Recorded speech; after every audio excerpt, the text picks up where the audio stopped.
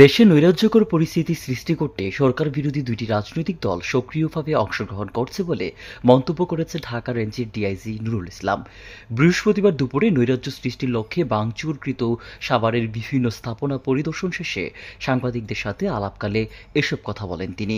আপনারা দেখেছেন যারা এই নৈরাজ্যকর পরিস্থিতি সৃষ্টি করার জন্য যারা অংশগ্রহণ করেছে তাদের ভিতরে কেউই ছাত্র ছিল না।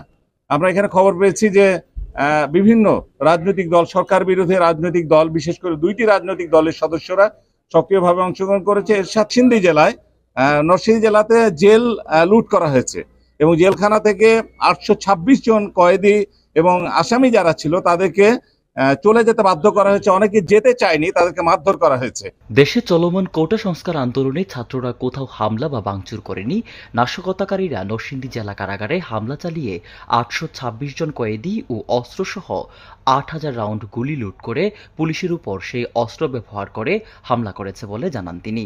এ সময় ঢাকা জেলা পুলিশ সুপার মোহাম্মদ আসাদুজ্জামান, অতিরিক্ত পুলিশ সুপার ঢাকা জেলা উত্তর আব্দুল্লাহ হিল কাফি সহ অন্যান্য পুলিশ কর্মকর্তারা এ সময় উপস্থিত ছিলেন।